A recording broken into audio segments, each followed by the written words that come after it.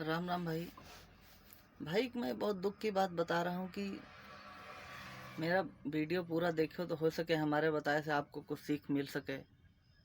हमारे लखीमपुर ज़िले में निगासन तहसील के क्षेत्र में एक गांव है भेड़ौरा।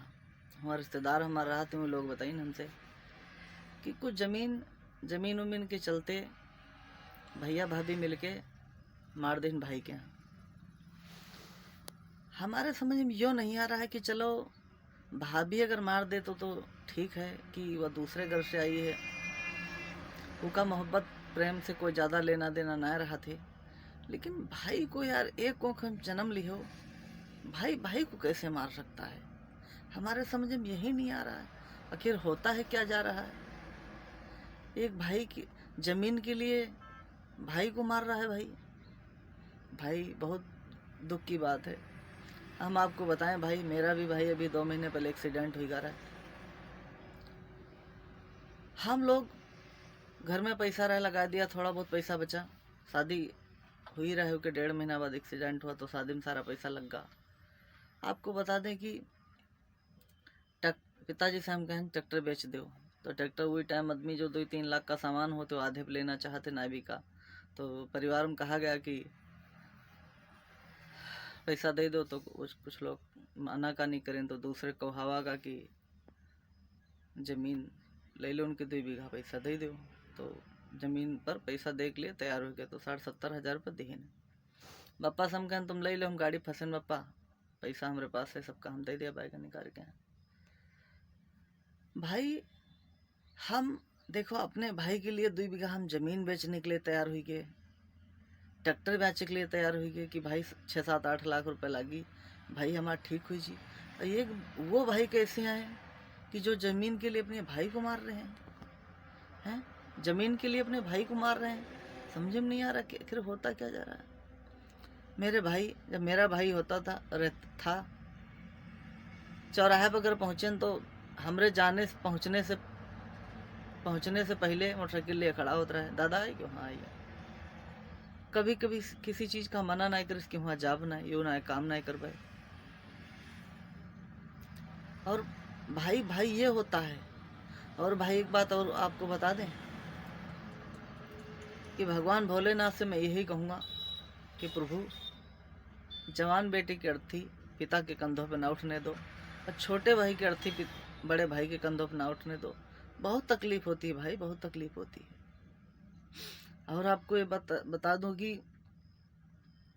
पैसा कमा लिया हो, ठीक है, सब कुछ है, लेकिन जिसका भाई चला जाएगा ना, वो कभी लौट के नहीं आएगा। भाई की कदर करो भाई, जिसके भाई हैं। जब कहीं लाठी चलेगी ना, तो बड़े भाई पर अगर लाठी लगने वाली होगी तो सब भाई होगा वही आगे होगा कि हमारे भाई की लाठी ना लगे। पर आज हमें तकलीफ होती है जब भाई मारा नहीं। मेरे भाई जिसके भाई हैं, अपने भाइयों की कदर करो। हो सकता है दोनों के विचार ना मिलत हों, प्रेम भाव बढ़ाओ। दोस्ती बढ़ाते हो तो भाई के साथ अगर हाथ बढ़ाओगे तो क्यों नहीं बैठेगा?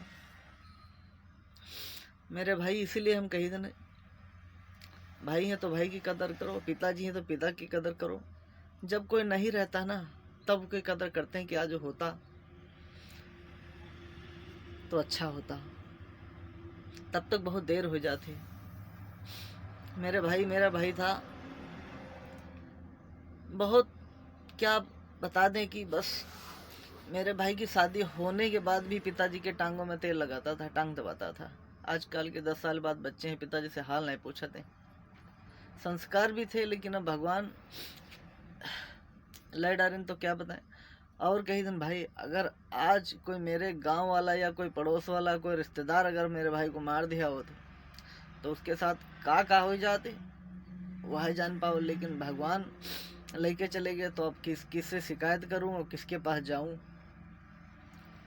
मेरे भाई जब से भाई खत्म हुआ है, इतना तकलीफ होती है भाई कि कुछ बयान नहीं कर सकता हूँ।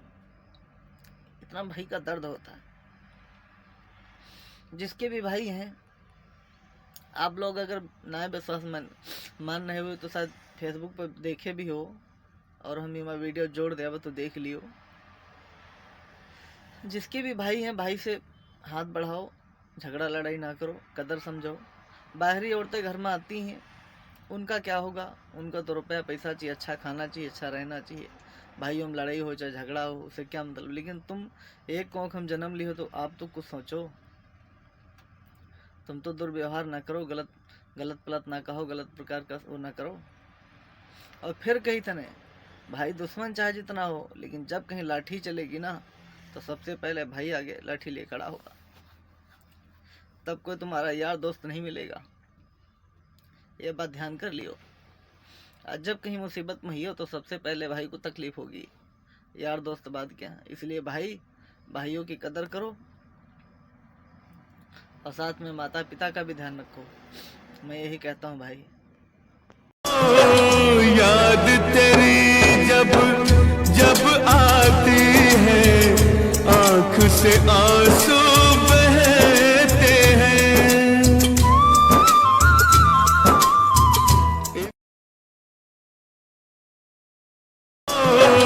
याद तेरी जब जब आती है, आँख से आंसू